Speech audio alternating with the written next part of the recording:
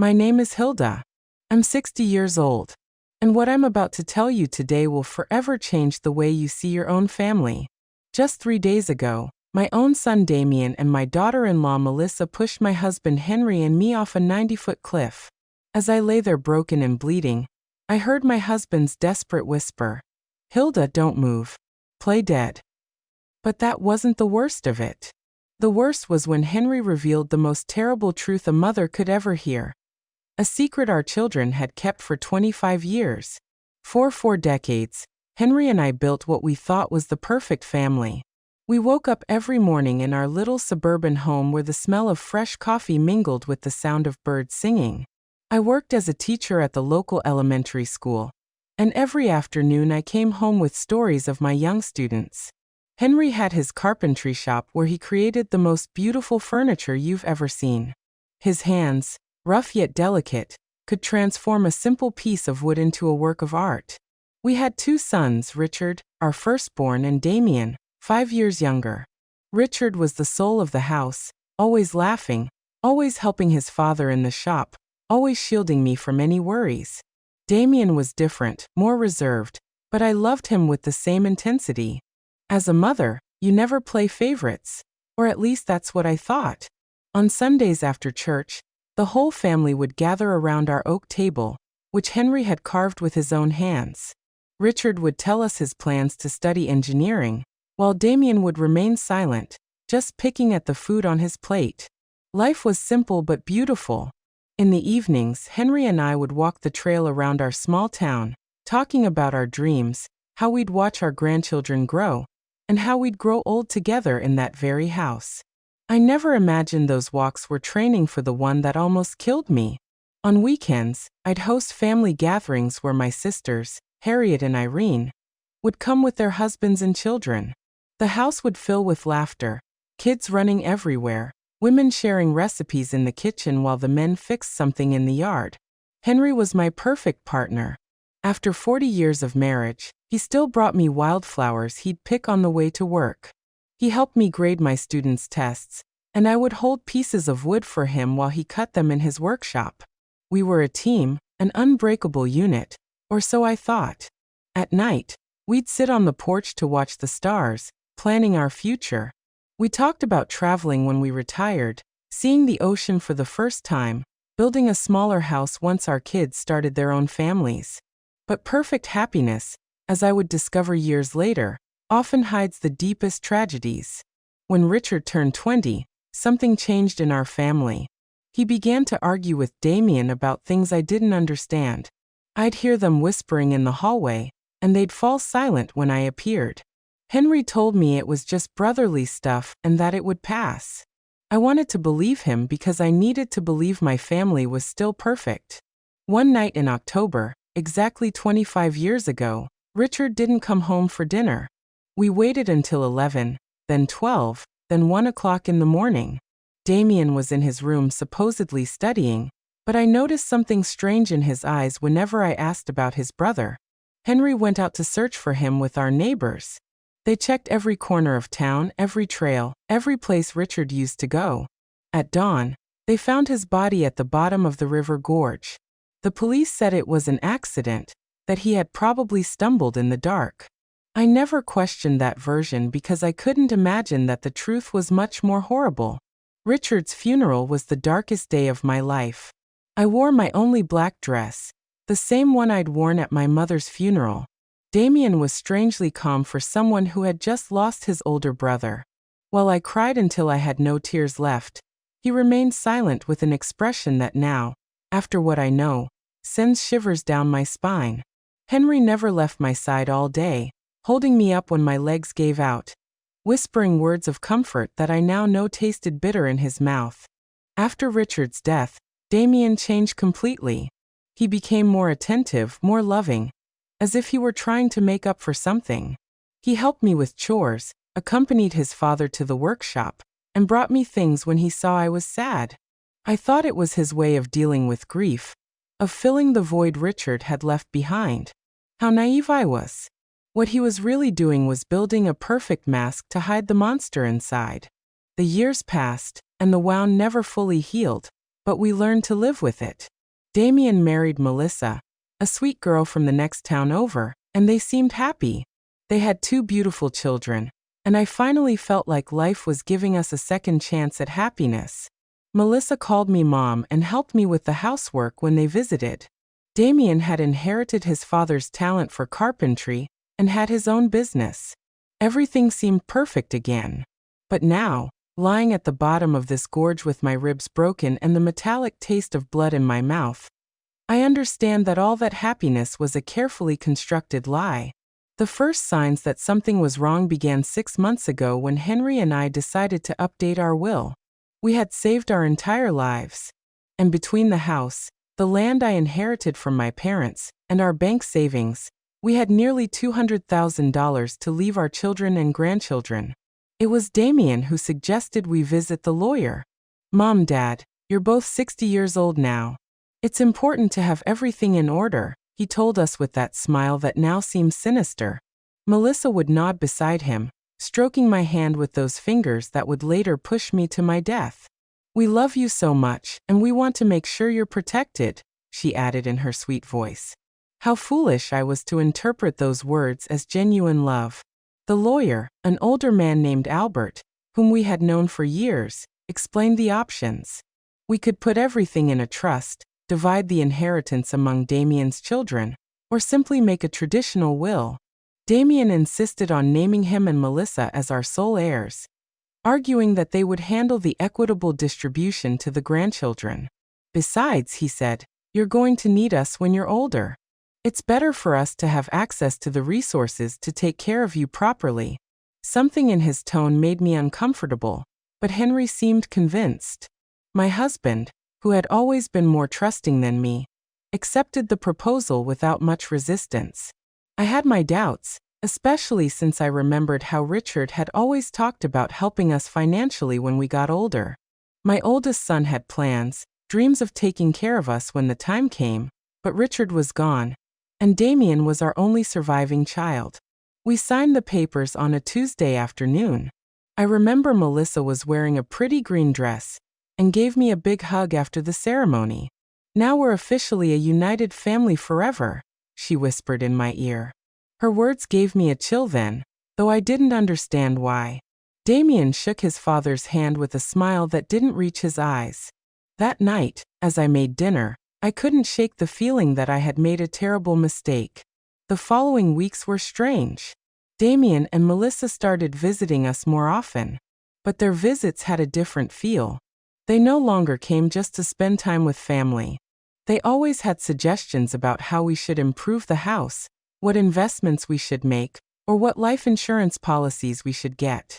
Mom, you should think about selling this big house and moving somewhere smaller, Melissa said while examining our furniture with calculating eyes. We could help you find a comfortable apartment in town. But I loved our house. Every corner held a memory. Every room told a story of our 40 years of marriage. The kitchen where I had prepared thousands of meals for my family. The workshop where Henry created his masterpieces. The yard where our children and grandchildren had played. I couldn't imagine my life anywhere else. When I told them this, I saw a flicker of irritation in Damien's eyes that chilled me to the bone. Mom, you're being irrational, he said in a tone he had never used with me before. This house is too big for 2 people your age. If you fall down the stairs or something happens, we won't be able to help you in time. Melissa nodded vigorously, adding, besides, the upkeep must cost a fortune. It would be much smarter to sell now while the housing market is high and move to something more appropriate for your age. Henry began to consider their arguments. My husband, who had always been practical, started talking about the logic behind their suggestions. But I couldn't shake the feeling that there was something more behind all this pressure. One night, after another of these tense conversations, I asked Henry if he didn't think it was strange that Damien was suddenly so interested in our financial affairs. Hilda, he just cares about us, he replied while brushing his teeth. Maybe we should consider his suggestions. We're not as young as we used to be. But I saw something in my husband's eyes, a shadow of doubt he didn't want to acknowledge. Now I know that Henry already had his suspicions, that he had started to connect the dots that I didn't even know existed. Things escalated when Damien suggested we give him power of attorney over our finances. It's just for precaution, he explained while Melissa prepared tea in our kitchen as if she owned the place. If one of you gets sick or has a health issue, we can manage your affairs without legal complications. The way he said it so naturally, so logically, it almost convinced me. But there was something about his insistence that made me nervous. I couldn't sleep that night. I stayed awake staring at the ceiling, listening to Henry's breathing beside me, trying to understand why I felt so uneasy. The next day, I decided to call my sister Harriet for advice. Harriet had always been sharper than me, more suspicious of people's intentions.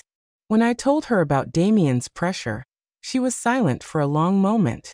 "Hilda," she finally said, "doesn't it seem strange to you that Damien is so anxious to control your money? I mean, he has his own business. He's doing well financially. Why would he need so much control over your finances?" Her words hit me like a slap. She was right. Damien had never seemed to have financial problems, had never borrowed money, had never shown any signs of needing our financial help. That afternoon, when Damien came for another of his talks about our future, I decided to confront him directly.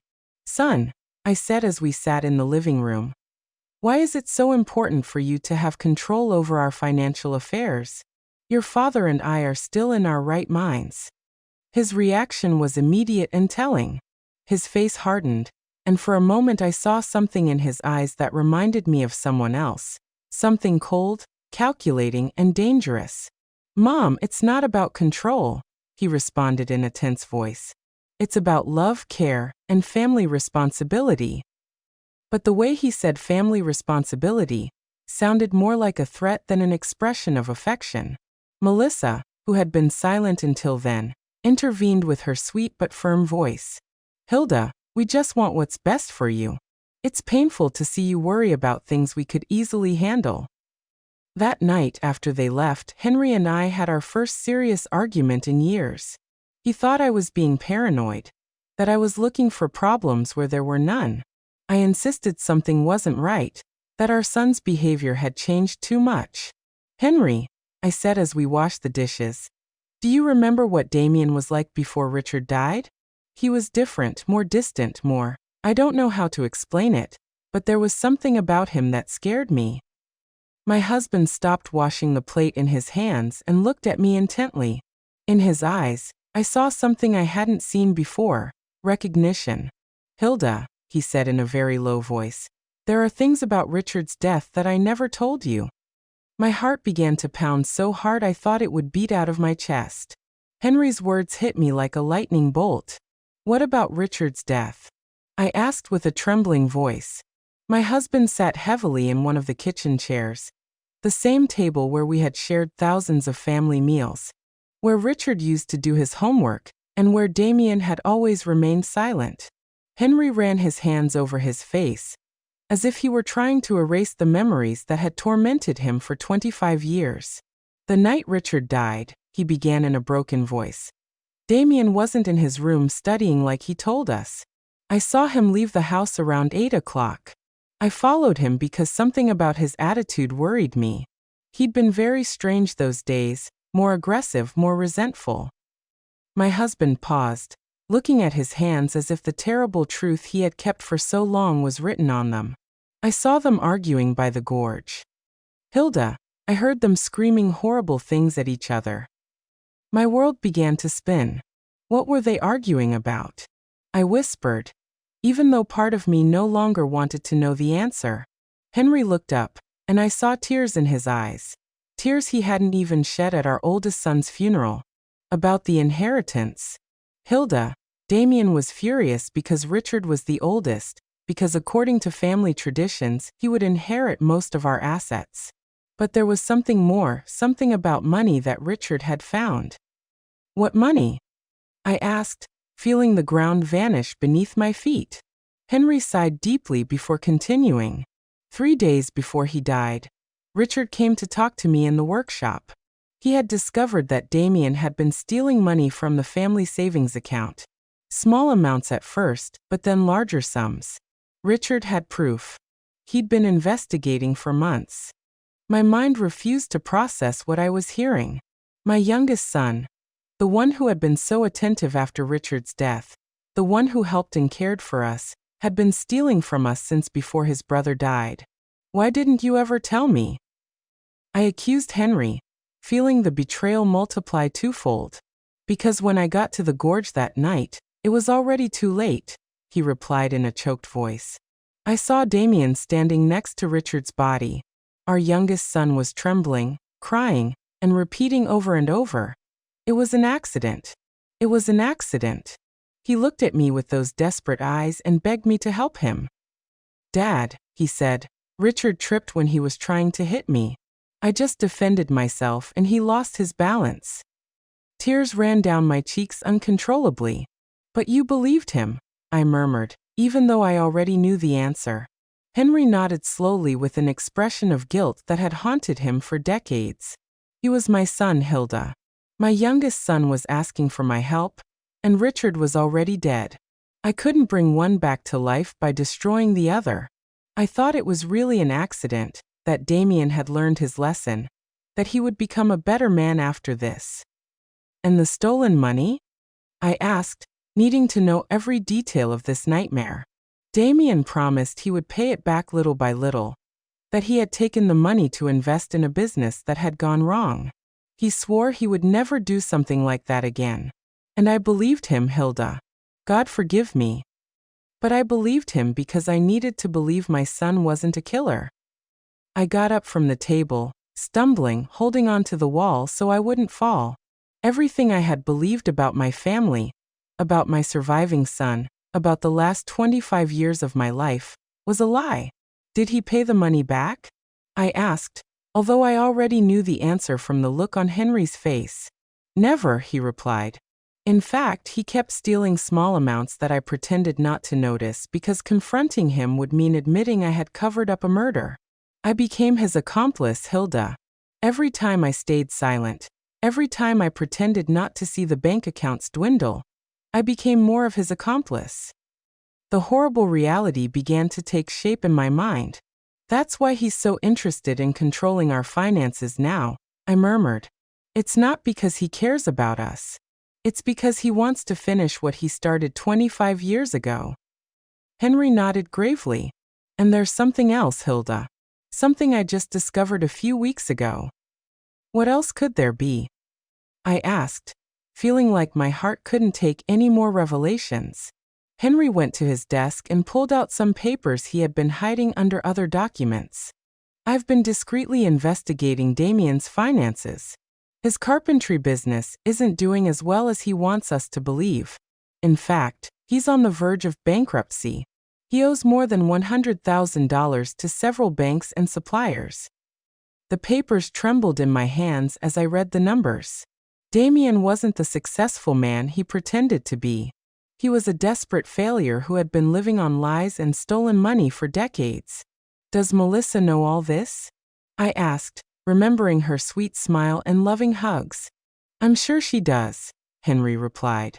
"I've noticed how she directs the conversations when they talk about our money, how she asks specific questions about our savings, the value of the house, our life insurance policies. They aren't innocent questions, Hilda. They are questions from someone calculating exactly how much our death is worth." That sentence chilled me to the bone. "Our death," I repeated in a whisper. It was the first time I had considered that Damien might want to cause us physical harm. Until that moment, I thought he just wanted to rob or cheat us. But if he had killed his own brother for money, what would stop him from killing his parents for the same reason? "Henry," I said, grabbing his hands, "we have to go to the police. We have to tell them the truth about Richard and about what's happening now." But my husband shook his head with a look of hopelessness that broke my heart. "With what evidence, Hilda? I'm an accomplice to covering up a murder. If I talk now, I'll go to jail too. And besides, who's going to believe an old man of 65 who has been keeping this secret for 25 years? He was right. Do we just wait for him to kill us like he killed Richard?" "We're going to be very careful," Henry said, trying to sound more confident than he really was. We're going to find a way to protect ourselves, to gather evidence to. But his words were interrupted by the sound of the phone. It was Damien. "Hi, Mom," he said with that sweet voice that now sounded sinister to me. "Melissa and I were thinking, and we believe it would be beautiful to celebrate your 40th wedding anniversary with something special. How about we take you to those mountains you've always talked about next weekend? We could go on a family hike, take pictures, and have a perfect day together." My blood turned to ice. I looked at Henry, who had heard the conversation and had the same look of terror on his face. "That's a very sweet idea, son," I managed to reply in a trembling voice. "But let us think about it, and we'll get back to you tomorrow." After hanging up, Henry and I looked at each other in silence, knowing we had just received an invitation to our own execution. "The mountains," I murmured. "He's going to take us to the mountains to kill us and make it look like an accident." Henry nodded gravely, just like he did with Richard at the gorge. That night, we didn't sleep a minute, holding each other in our bed, planning how we could save ourselves from our own son. The next few days were a nightmare of terror and pretense. Henry and I had to act as if nothing had happened when Damien and Melissa came to visit, smiling when they talked about the mountain trip, nodding when they excitedly told us they were going to spend time with family. But inside, every fiber of my being screamed with fear. I knew I was looking into the eyes of my oldest son's murderers, and that now they were planning to do the same to me and my husband. Melissa arrived on Wednesday afternoon with a shopping bag, and that radiant smile that now seemed like the grimace of a demon. "Hilda dear," she said, hugging me with those arms that would soon push me to my death. "I bought some supplies for our mountain adventure. Cookies, water, fruit, everything we'll need for the picnic." She showed me the contents of the bag as if she were an excited child, but I could only think about how each of those items could be used to cover up our murder. "I also brought my new camera," she added, pulling out an expensive digital camera. "I want to capture every moment of this special day. They're going to be photos we'll treasure forever." Forever. The irony of her words made me sick. The only photo she would take would be of our broken bodies at the bottom of some cliff, if anyone ever found us. Damien appeared behind her carrying a new-looking hiking backpack. "Dad," he said to Henry with feigned enthusiasm, "I bought all the necessary equipment for a safe hike. Ropes, harnesses, lanterns, a first aid kit." Every word that came out of his mouth sounded like a cruel mockery. Safety equipment to plan our murders. The perversity of the situation made me dizzy. "Isn't it a bit dangerous for people our age?" I asked, trying to sound casual while looking for any excuse to cancel the trip. Melissa stroked my cheek with that false tenderness that churned my stomach. "That's why we chose a very easy and safe trail," she assured me. "It's a hike even kids can do. Plus, Damien and I will be there to take care of you the whole time." Yes, they would be there to take care of us until the exact moment they decided to push us off a cliff. That night, when they finally left, Henry and I sat in our living room, trembling, not just from the cold, but from the absolute terror we had been holding back for hours. "We can't go," I said, grabbing his hands. "We just can't. We'll make up some excuse." "If we don't go," Henry replied in a grave voice, "they'll find another way to kill us. Maybe something that looks even more accidental, like a house fire or a robbery gone wrong. At least in the mountains, we know what they're going to try to do." His words had a terrible logic, but they didn't comfort me at all. "So, what do you suggest?" I asked, desperate to find some solution that would save our lives. Henry was thoughtful for a few minutes before answering. "We're going to go, but we're going to be prepared. I'm going to hide my cell phone and set it to record everything that happens. If we manage to survive, we'll have evidence. And if we don't," his voice broke, "at least someone will know the truth." On Friday night, we could barely touch our dinner. We knew it might be our last meal together in our house, in that kitchen where we had shared so many happy moments when we were a real family.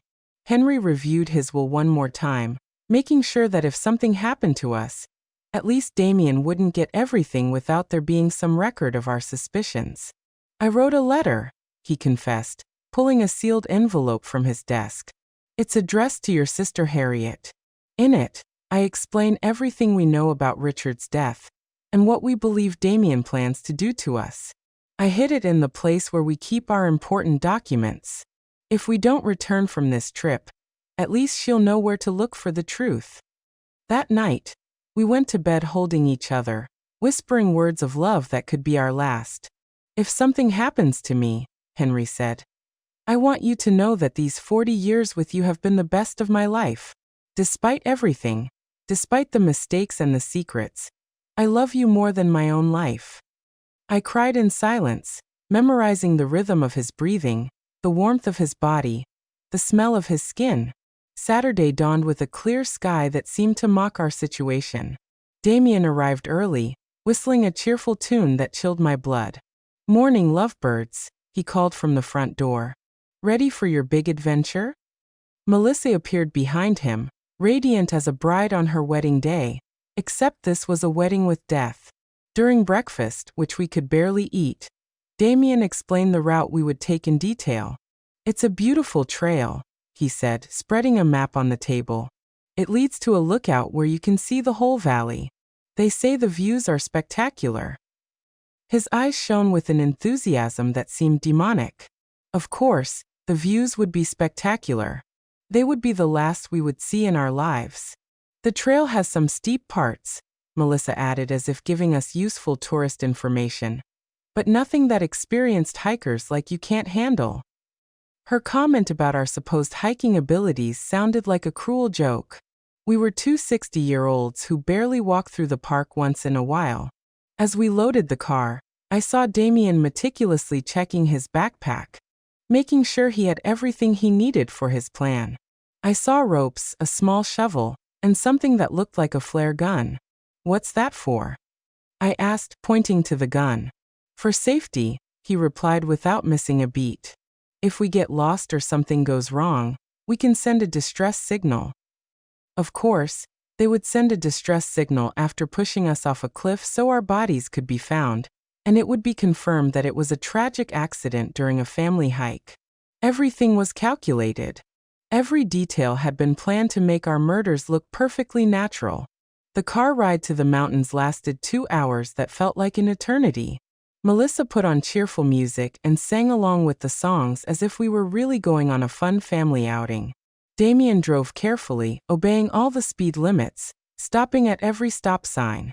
He didn't want to risk an accident that would ruin his perfect plans. During the trip, Henry discreetly took my hand and activated the recording on his phone. Everything that happened from that moment on would be recorded. If we managed to survive, we would have proof. If not, at least the truth wouldn't die with us. When we finally arrived at the trailhead, my heart was pounding so hard I thought it would beat out of my chest. The place was beautiful, with tall trees and the sound of a nearby river. But for me, it had become the setting for my own execution. Damien and Melissa took their backpacks out of the car, smiling and joking as if it were the happiest day of their lives. Ready for the adventure? Damien asked. And for the first time in 25 years, I saw the same cold glint in his eyes that he'd had the night he killed his brother. The trail started out relatively easy, winding between lush trees and moss-covered rocks.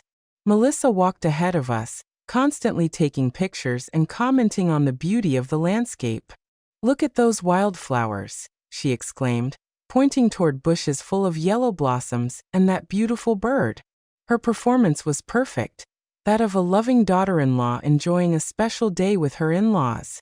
Damien walked behind us, supposedly to make sure we didn't fall behind. But I could feel his eyes on our backs like daggers. Every time I turned to look at him, he smiled with that grin he had perfected over 25 years of lies. How are you doing, Mom and Dad? He would ask with fake concern. Need to stop and rest? After an hour of hiking, we began to climb a steeper part of the trail. My legs already felt heavy, and Henry was breathing with difficulty. We weren't used to this kind of exercise, and our murderous children knew it perfectly. They had chosen a route that would physically exhaust us, making us vulnerable for when the time came to execute their plan. "We're almost at the lookout," Melissa announced. Although according to the map I had seen at home, we still had at least another hour of hiking, her lie confirmed that they had no intention of reaching the real lookout. The place where they planned to kill us must be much closer. During the hike, I tried to memorize every detail of the trail, every tree, every rock that could serve as a reference if I managed to survive and needed to explain to the police exactly where everything had happened. Henry was doing the same, and we occasionally exchanged glances loaded with terror and determination. We knew we were walking toward our deaths, but we also knew it was our only chance to get evidence against our murderers. "Oh, look at that!" Melissa suddenly shouted, pointing to a rock formation that loomed to our right. "That cliff has an incredible view. Why don't we climb up there to take some special photos?" My blood ran cold. There it was, the place they had chosen for our murder. The cliff rose about 90 feet above the main trail, accessible by a secondary path that seemed much more dangerous than the one we had been following. The rocks were loose. There were fewer trees to grab onto in case we stumbled. And from the top, you could see a precipice that fell into a deep gorge full of jagged rocks. "I don't know if that's a good idea," I said, trying to sound casual.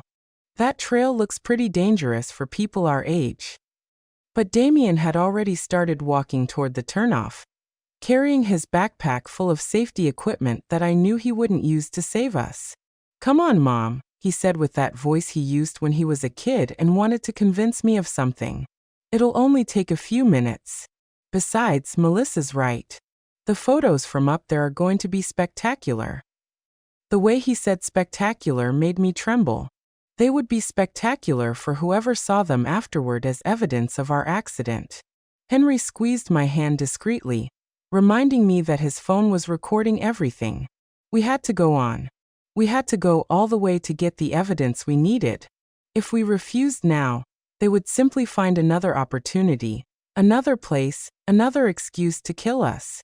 The climb to the cliff was exhausting. The loose rocks slid under our feet, and more than once I was about to fall. But the most terrifying thing was realizing how perfect this place was for a murder. If someone accidentally tripped and fell from the top, there would be no way to survive. And most importantly, there would be no witnesses. "Almost there," Melissa shouted from above, where she had already arrived with the agility of someone who had planned this route carefully. Damien followed her, and then helped Henry and me complete the last few feet of the climb. His hands on my arms felt like the claws of a vulture. The lookout was indeed spectacular. From there, you could see the whole valley, the mountains in the distance, and the river winding through the trees. In any other circumstance, it would have been a beautiful moment to share with family. But knowing what I knew, the place seemed like the perfect setting for a nightmare. "Come over here for the photos," Melissa shouted, positioning herself near the edge of the cliff. "I want the valley to be in the background." Henry and I approached slowly, each step bringing us closer to our final destination. I could see Damien strategically positioning himself behind us, calculating angles, measuring distances. "Perfect," Melissa exclaimed, raising her camera. "Now hug each other and smile." Henry and I hugged, probably for the last time, while she took picture after picture. Every flash of the camera seemed like a lightning bolt announcing the storm that was about to come. "Take one more," Damien suggested, moving closer to us. "But this time, stand back a little so the landscape looks better." One step back meant being exactly on the edge of the precipice. Henry and I exchanged a look. The time had come. We moved back as we were told, feeling the solid ground disappear under our feet, and only the emptiness of the abyss remaining behind us. Melissa raised the camera one more time, but this time I saw something different in her eyes. There was no longer any need to pretend. The mask had fallen. "Smile," she said in a voice that was no longer sweet at all. "This is going to be your last photo." At that moment, Damien lunged toward us with his arms outstretched. The plan was simple. Push us backwards so we would fall into the void, take some photos of the accident, and then go down to discover our broken bodies. But Henry had been preparing for this moment.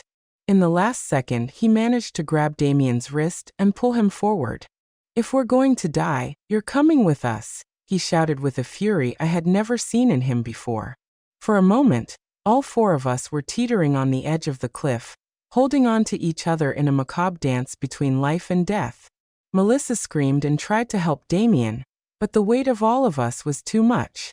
I felt the ground give way under my feet, felt gravity begin to win the battle. And then the four of us fell together, locked in a deadly embrace, screaming as the air whistled around us, and the rocky ground approached at breakneck speed.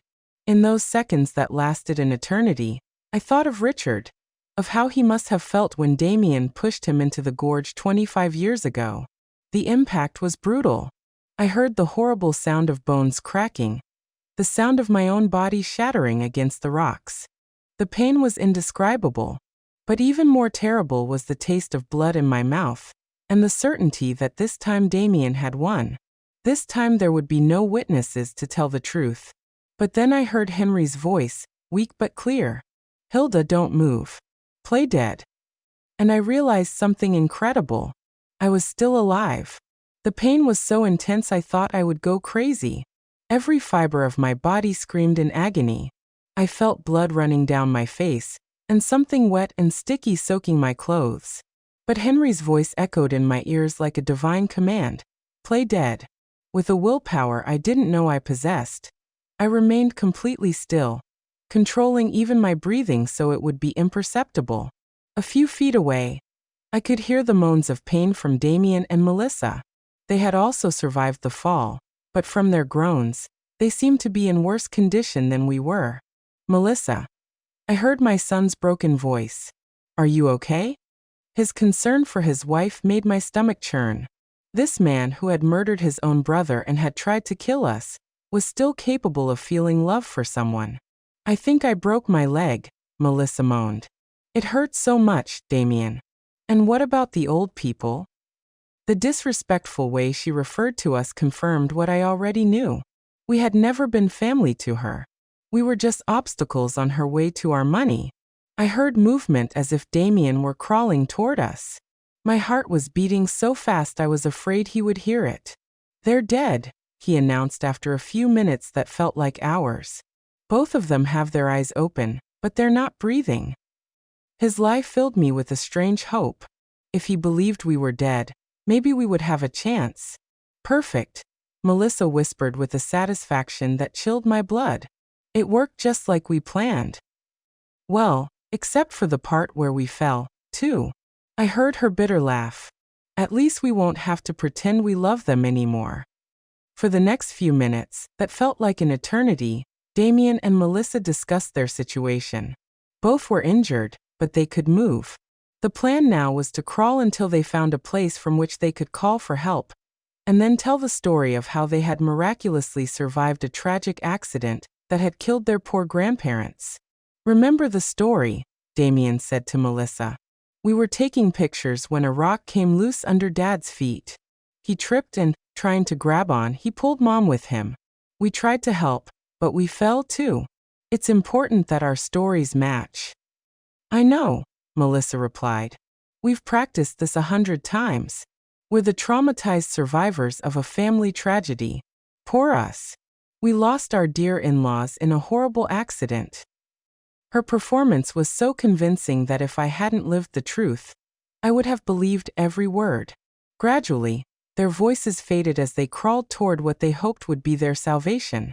When silence finally fell, Henry whispered my name so low I could barely hear it. "Hilda, are you okay?" I answered in the same whisper, confirming that I was alive but terribly injured. "My left leg is broken," he told me in a voice choked with pain. "And I think I have a few fractured ribs. What about you?" I did a mental inventory of my body. I felt a stabbing pain in my right arm. My head throbbed as if someone were hitting it with a hammer, and there was definitely something wrong with my shoulder. But I was alive, and that was more than I had hoped for. "We're bad, but we're alive," I whispered. "It works, but there's no signal down here." That was the most terrifying part of our situation. We were alive but trapped at the bottom of a gorge, injured, and with no way to communicate with the outside world. If no one came to look for us, we would die here slowly from thirst, hunger, or our wounds. Henry, I whispered, before it's too late, I need you to tell me everything. Everything that really happened the night Richard died. My husband sighed deeply as if he had been waiting for this moment for 25 years. That night, he began in a trembling voice, Richard came to find me in the workshop. He was furious. He had papers in his hands, bank statements. He showed me evidence that Damien had been stealing money from our accounts for months. Small amounts at first, then larger sums. Richard had been investigating because he had noticed discrepancies in our savings. The physical pain mingled with the emotional pain as I listened to the truth that had been hidden for decades. Richard wanted to confront Damien that same night, Henry continued. I tried to calm him down, to convince him to wait until the next day, but he was determined. He said he couldn't sleep knowing his younger brother was stealing from us. And you followed him? I asked, even though I already knew the answer. I followed him because I was afraid of what might happen. I knew Richard's temper when he got angry, and I also knew, well, I had noticed something strange about Damien lately, a coldness that sent shivers down my spine. When I got to the gorge, Henry continued, I found them screaming at each other. Richard had the papers in his hand, waving them in Damien's face. You're a thief, he was yelling. You're stealing from our own parents. Damien denied everything. He said Richard was crazy, that he was making things up. My heart raced as I imagined the scene. My two sons facing off in the dark, one accusing the other of betrayal. What happened next? Henry paused for a long time before continuing. Richard told him that if he didn't return the money and confess everything to us, he would tell us the truth himself. Damien went berserk. He yelled that Richard had always been the favorite, that he had always had everything easy, that it was time for things to change. And then Henry's voice broke. Damien pushed Richard. It wasn't an accident. He pushed him with all his strength deliberately. I saw Richard trying to keep his balance. Saw his arms flailing desperately, looking for something to grab onto. But it was too late. Tears streamed down my cheeks, mixing with the blood from my wounds. Why did you never tell me the truth? Henry sighed deeply. Because when I got to where Damien was, he was crying, trembling, telling me over and over that it had been an accident, that he hadn't meant to do it. He begged me not to tell you anything, that he couldn't lose you too. But you knew it was a lie, I murmured from the bottom of my heart. Yes, but he was my son, Hilda, my only surviving son. How could I turn him over to the police? How could I destroy what was left of our family? His justification hurt as much as my physical injuries. And the stolen money, I continued. Damien promised me he would return it little by little. He swore it had been a bad decision, that he had been desperate, that it would never happen again. But he never returned a single penny. In fact, he kept stealing, and I kept quiet because every day that passed made me more of an accomplice to his crime. Just then, we heard voices in the distance. Damien and Melissa had managed to find help. Soon, rescue teams would be here, and our murderous children would play the role of their lives, the traumatized survivors of a family tragedy. The voices got closer and closer, accompanied by the sound of helicopters flying over the area. The rescue team had arrived, and with them came the most crucial moment of our lives. Henry and I had to make a decision in a matter of minutes. Should we continue to pretend to be dead until we found the perfect opportunity to reveal the truth, or risk being rescued along with our murderers? Hilda, Henry whispered urgently. The phone recorded everything that happened up there. We have Melissa's confession about the plan. We have Damien admitting that we are obstacles. We have everything. But if they find us alive now, they can destroy the evidence before we manage to hand it over to the authorities. He was right. If Damien and Melissa realized that we had survived and heard their confessions, they would find a way to silence us forever. This time it wouldn't be an accident. It would be something much more direct and definitive. We had to wait for the perfect moment. They're down here, Damien's voice shouted from above. My parents, please hurry. His performance was perfect, his voice broken with pain and despair. If I hadn't known the truth, I would have believed he was a son devastated by the loss of his parents. Sir, stay calm, an authoritative voice replied, which must have belonged to the head of the rescue team. We're going to come down to evaluate you. You and your wife can move. I heard the sound of ropes and equipment being prepared for the descent. Melissa had perfected her role as the grieving widow. I can't believe this happened, she sobbed. We were taking pictures so happy. It all happened so fast. A rock came loose and they fell. Fell. Every word was a stab in my heart because I knew she would repeat those same words to the police, to the media, to anyone who wanted to hear her version of events. The rescuers began to descend. I could hear their voices getting closer. The sound of their boots against the rock, the clinking of their equipment. Henry discreetly squeezed my hand, reminding me that we had to keep up the act no matter what happened. They're here, one of the rescuers shouted upon finding us. We have 2 people at the bottom of the gorge. He approached us and began to examine us. I kept my eyes closed and my breathing so shallow it was almost imperceptible. I felt his hands looking for a pulse on my neck, his ear close to my mouth, trying to detect breathing. This one still has a faint pulse, he announced, referring to Henry. The woman? I'm not sure. I need the medical team down here immediately. My heart raced. The plan was working. They would believe that Henry was on the verge of death, but still alive, while I would be close enough to death to not be an immediate threat. For the next few minutes, which felt like hours, the paramedics worked on us. I felt them put an oxygen mask on me, check my wounds, and secure me to a stretcher. The whole time, I had to fight against every instinct in my body that screamed at me to open my eyes, to ask for help, to stop pretending. The man is stable but critical, I heard one of the paramedics report over the radio. The woman is in very serious condition. Pulse is almost imperceptible. We need to transport them to the hospital immediately. Perfect. They would take us to the hospital where we would have the opportunity to talk to the authorities without Damien and Melissa being able to silence us. During the ascent on the stretchers, I could hear Melissa's faint sobs and the words of comfort that the rescuers offered her and Damien. "You were so brave to survive this," someone said to her. "It's a miracle that you're relatively okay." If only they knew that the real miracle was that Henry and I were alive to tell the truth. In the medical helicopter, as we flew toward the hospital, I could feel Henry's presence on the stretcher next to mine. The paramedics were focused on keeping him stable, and from their conversations, I understood that he was in critical condition. His injuries were more serious than mine, and for a terrible moment, I feared he might die before we had the chance to reveal the truth. "Ma'am," I heard one of the paramedics say to me, "if you can hear me, hold on. We'll be at the hospital in a few minutes."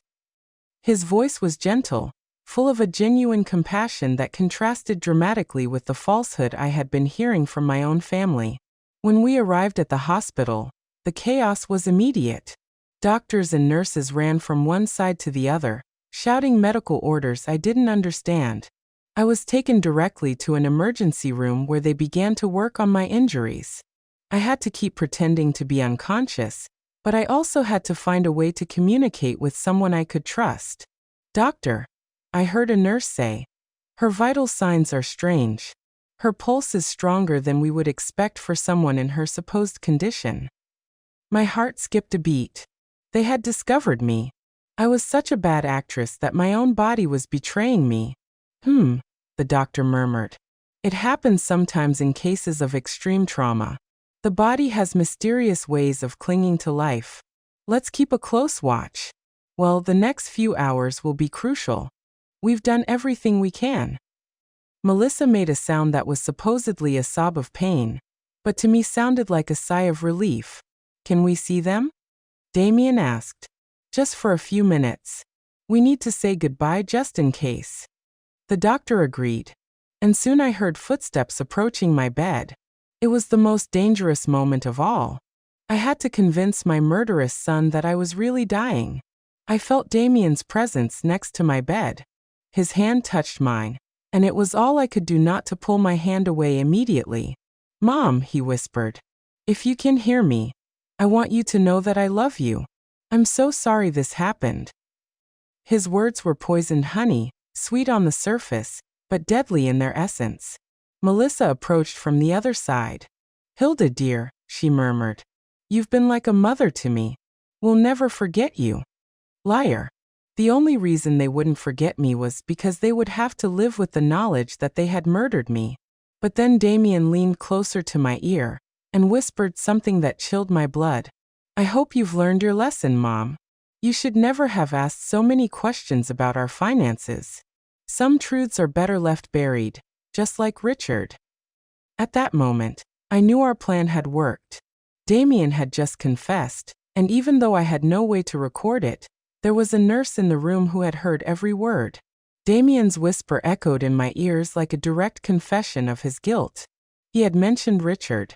He had admitted that some truths should remain buried. And most importantly, he had acknowledged that our questions about finances had been the reason for our accident. But I needed more than that.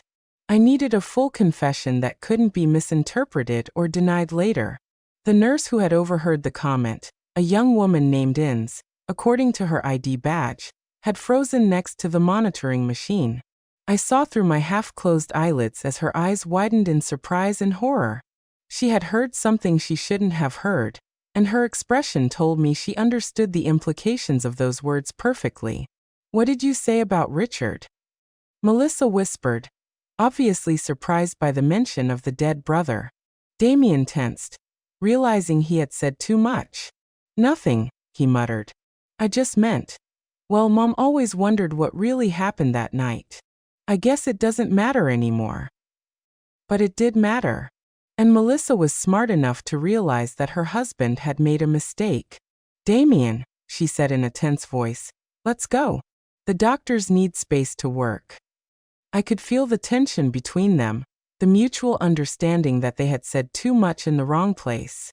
After they left, the nurse approached my bed. "Ma'am," she whispered so low I could barely hear her, "I know you can hear me. What I just heard is not normal. If you are in danger, you need to tell me somehow." Her voice had an urgency that filled me with hope. Someone else had started to suspect. Very slowly, almost imperceptibly, I moved my index finger. It was the smallest possible movement, but Inns noticed it immediately. "Oh my God," she whispered. "She's pretending to be unconscious." I moved my finger again, this time twice. "Yes, listen," she said, leaning even closer. "I'm going to pretend I'm checking your monitors. If you are in danger from those people who were just here, move your finger 3 times." Without hesitation, I moved my finger 3 times. Inns gasped. "They did this to you." 3 more movements. The nurse moved away from my bed and pretended to check my fore while she processed what she had just discovered. I could see in her expression that she was struggling with the decision of what to do. Finally, she approached me again. "I'm going to talk to the doctor in charge," she whispered. "But I need you to keep pretending until we can protect you. Do you understand?" I moved my finger once. The next few minutes were agonizing. Inns left the room and I was left alone, waiting and praying that she would believe my story and take the right actions. Finally, I heard footsteps approaching. It was Inns accompanied by an older man who must have been the chief doctor and, surprisingly, 2 police officers. "Ma'am," the doctor said in a low voice, "Nurse told me about your situation. If you can hear me, we need you to know that you are safe now. The officers are here to protect you." A wave of relief so intense almost broke my act. "Can you open your eyes?" one of the officers asked. Slowly, very slowly, I opened my eyes. The hospital light blinded me for a moment, but I gradually managed to focus on the worried faces surrounding me. "Thank God," Inns murmured. "I thought I was going crazy." "Ma'am," said the police officer, a middle-aged man with a serious expression, "I'm Detective Johnson. We understand you may be in a very dangerous situation. Can you tell us what really happened on that mountain? My voice came out as a raspy whisper after hours of pretending to be unconscious. My son and his wife pushed us. The next few hours were a whirlwind of statements, recordings, and revelations. I told Detective Johnson everything I knew. Richard's death, Damien's thefts, the pressure to change our will, and finally the plan to murder us on the mountain. But the most important thing was the recording on Henry's phone. Your husband has recorded evidence? The detective asked, his eyes gleaming. Yes, I replied. Everything is on his phone. The confessions, the plans, everything. The detective immediately went to the room where Henry was being treated. Henry had regained consciousness an hour after me, and when the detective explained the situation, he handed over his phone without hesitation. Here's everything, he said in a weak but firm voice. 2 years of lies and the truth about what happened today. While the police technicians analyzed the recording, Damien and Melissa remained in the waiting room, playing their part as devastated family members to other hospital visitors. They had no idea that their careful performance was about to end forever. The recording is clear, the detective announced after an hour. We have explicit confessions about Richard's murder, admissions about stealing money, and direct evidence of premeditated attempted murder against you too. It's more than enough to arrest them. But are you going to arrest them here? I asked, concerned about our safety. If they realize we're alive and talking, the detective nodded, understanding my concern. We already have officers in position. As soon as we have the arrest warrant signed, we'll take them in. In the meantime, you are both under police protection. The irony of the situation was not lost on me. Damien and Melissa were down there probably talking to other patients' relatives, receiving condolences for our deaths, planning how to handle our funeral and inheritance. They had no idea that upstairs in the hospital rooms, we were tearing down their carefully constructed world of lies. Is there anything else? The detective said, pulling out a folder of papers. After hearing your story, we investigated your son's finances. Not only is he bankrupt, as you suspected, but he also owes money to some very dangerous people, unofficial lenders who don't take excuses. My blood ran cold. You mean that we weren't just inconvenient to him? He confirmed it. The detective said you were his only salvation. With your inheritance, he could pay off his debts and start over. Without you, he would probably be dead in a few weeks. That revelation added a new dimension to the betrayal. He hadn't just seen us as obstacles. He had seen us as his financial lifesaver. Our death was not just convenient for him. It was absolutely necessary for his survival. And what will happen to our grandchildren? I asked, feeling a new wave of pain at the thought of Damien and Melissa's innocent children.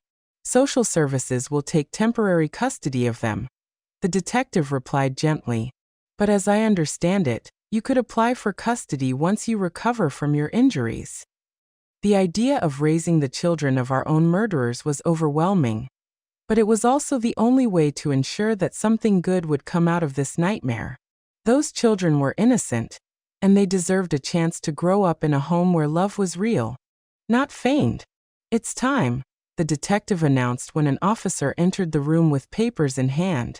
The warrants are signed. We're going to arrest them now. Through the window of my room that overlooked the hospital parking lot, I could see police officers discreetly positioning themselves. The moment I had been waiting for 25 years had finally arrived. Damien Black and Melissa Black. I heard the firm voice of the officer in charge. You are under arrest for the murder of Richard Black and the attempted murder of Hilda and Henry Black. The silence that followed was deafening. Then Melissa's hysterical voice. What are you talking about? We're the victims here. Our in-laws died in an accident. Ma'am, the officer replied calmly.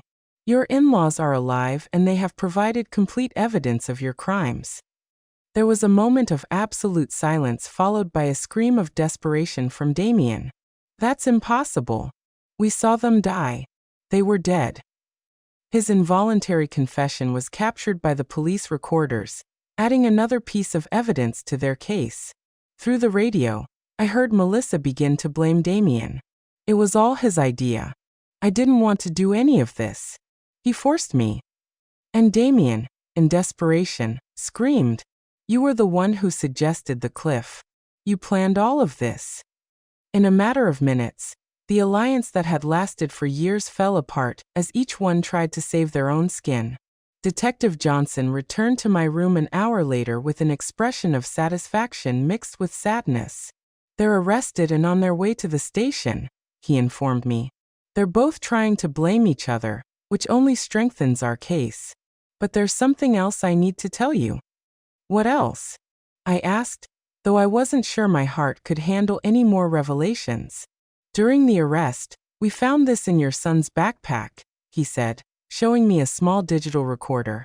"Apparently, he had been recording his conversations with you and your husband for the past few weeks, probably looking for evidence that you suspected something." My blood ran cold. "What does that mean?" The detective sighed. "It means he knew you were starting to discover the truth. The trip to the mountain wasn't a spontaneous decision. It was a direct response to your suspicions. In one of the recordings, you can clearly hear Melissa telling him, 'We have to act fast before they go to the police.'" The depth of the planning and the coldness of the calculation took my breath away. They hadn't just planned to kill us.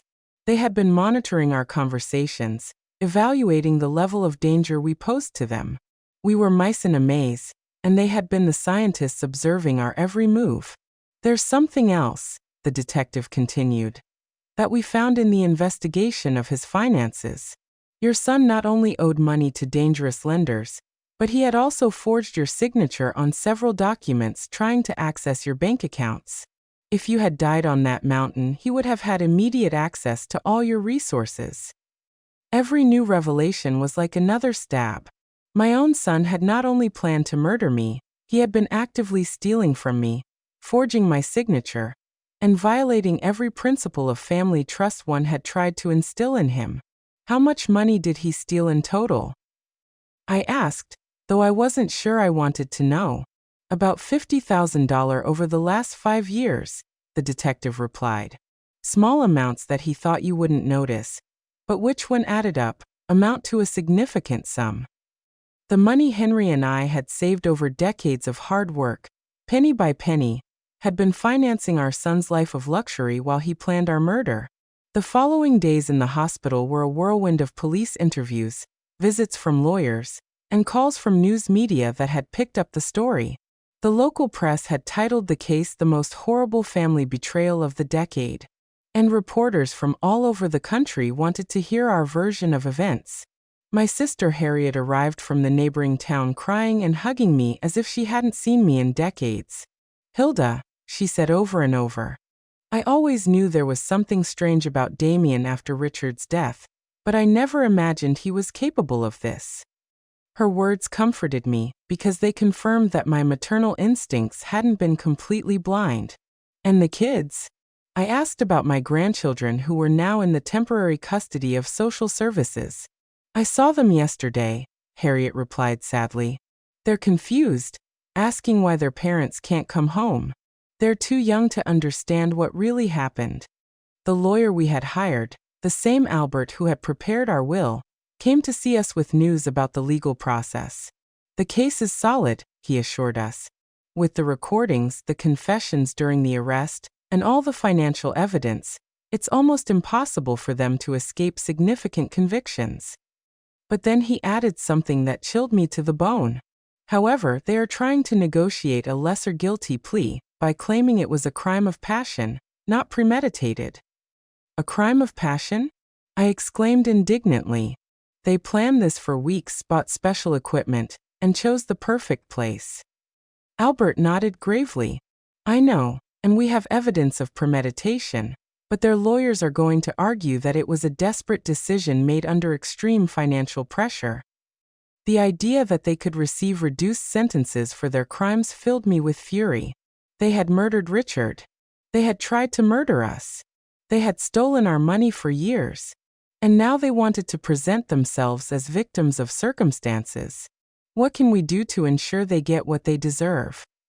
I asked. Testify, Albert replied simply. Your testimony, combined with all the evidence, will be crucial for the jury to understand the true nature of these crimes. But I warn you, it's going to be emotionally devastating to face your son in court. He was right. The idea of looking Damien in the eyes during the trial, of listening to his lawyers try to justify the unjustifiable, of publicly reliving every moment of this nightmare was overwhelming. But it was what I had to do for Richard, for us, and for my grandchildren who deserve to know the truth about their parents. 3 weeks after the arrest, Henry and I were finally able to go home. Our wounds had healed enough to allow us to move, although he still needed crutches, and I had my arm in a sling. The house felt strange, as if it were the set of a play after all the actors had left. Everything was exactly as we had left it on the day of our family outing. The breakfast dishes were still in the sink. The bed was unmade. The flowers Damien had brought me that week were still on the kitchen table, now withered and dead. It was as if time had stopped at the moment our normal lives ended forever. Do you think we'll ever be happy again? I asked Henry that first night back as we lay in our familiar bed. He hugged me with his uninjured arm and sighed deeply. I don't know, Hilda, he said. But we're alive. We have the truth on our side. And for the first time in 25 years, we don't have to live with secrets. The trial began 6 months later. On the day I had to testify, I looked Damien directly in the eyes for the first time since the arrest. I saw no remorse, no pain. I didn't see the son I had raised. I saw a cold and calculating stranger who had disguised himself as my son for decades. When I finished my testimony, after recounting every horrible detail of our experience, I addressed him directly from the witness stand. Damien, I don't know who you are, but you are no longer my son. My son died the night you killed Richard, and what has been living in his place for 25 years is a monster that I unwittingly helped raise. The jury deliberated for 3 days before finding Damien guilty of first-degree murder for Richard's death and first-degree attempted murder for what he did to us. Melissa received the same conviction as an accomplice. Both were sentenced to life in prison without the possibility of parole. Now, 1 year later, Henry and I have begun the process of formally adopting our grandchildren. They are beautiful and innocent children who deserve a chance to grow up knowing what true love is, not the manipulative and toxic love they received from their biological parents. Every night when I tuck them in, I tell them about their Uncle Richard, the brother they never knew. I tell them about his kindness, his honesty, his dream of